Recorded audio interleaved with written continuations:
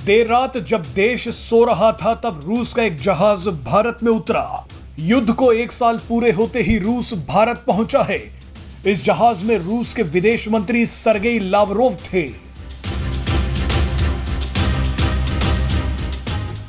रूसी विदेश मंत्री के भारत में कदम रखते ही यह तय हो गया कि आने वाले दिनों में भारत में कई कूटनीतिक आतिशबाजियां होने वाली हैं।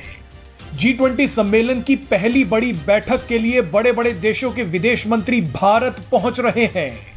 इस बैठक से पहले कई ऐसे ऐलान हुए हैं जो आपको हैरान कर देंगे। विदेश मंत्रियों की बैठक से पहले चीन और जापान के ऐलान से भी माहौल गर्मा गया है। आने वाले कुछ दिन भारत के साथ साथ दुनिया के लिए बेहद महत्वपूर्ण होने वाले हैं, क्योंकि ये भारत के लिए एक बड़ी कूटनीतिक परीक्षा होने वाली है। आपको बता दें कि 1 और 2 मार्च को भारत में G20 देशों के विदेश मंत्रियों की बैठक हो रही है। इस बैठक में कई पश्चिमी देश रूस का इंतजार कर रहे हैं ताकि वो उस पर हमला कर सकें, और इसी बैठक में अमेरिका और चीन भी आमने सामने होंगे, जो जासूसी गुब्बारे को लेकर एक दूसरे से भिड़ चुके हैं।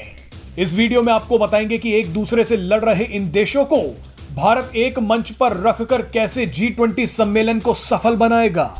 आपको बता दें कि G20 देशों के विदेश मंत्रियों की यह बैठक तय कर देगी कि इन सभी देशों के राष्ट्राध्यक्षों की बातचीत का एजेंडा क्या होने वाला है, क्योंकि विदेश मंत्रियों की बैठक के बाद इन सभी देशों के प्रधानमंत्री और राष्ट्रपति एक दूसरे से मिलेंगे।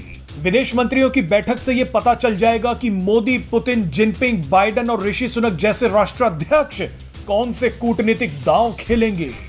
आप अंदाजा लगाइए कि जब रूस और चीन के सामने अमेरिका, ब्रिटेन, फ्रांस, जर्मनी और ऑस्ट्रेलिया जैसे देशों के विदेश मंत्री होंगे और इन सभी को संभालने की जिम्मेदारी विदेश मंत्री एस जयशंकर पर होगी, तो क्या जलवे होंगे।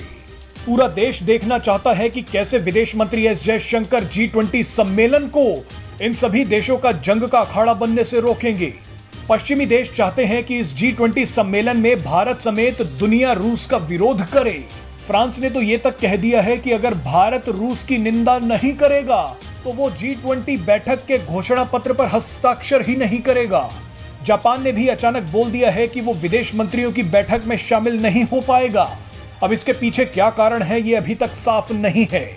अब बयानों के इस जाल में विदेश मंत्री एस जयशंकर को ही रास्ता निकालना है।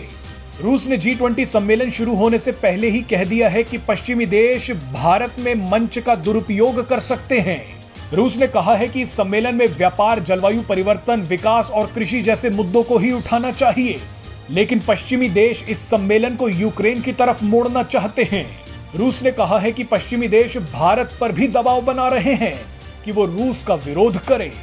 वैसे आपको बता दें कि भारत में हो रहे G20 सम्मेलन में रूस और यूक्रेन युद्ध के अलावा अमेरिका और चीन का विवाद भी हावी हो सकता है। चीन और अमेरिका के रिश्ते भी एक खतरनाक मोड़ पर पहुंच गए हैं। आप ये मानकर चलिए कि भारत में आने वाले दिनों में आपको ऐसी आतिशबाजियां दिखने वाली हैं जो आपने शायद ही पहले कभी देखी हो।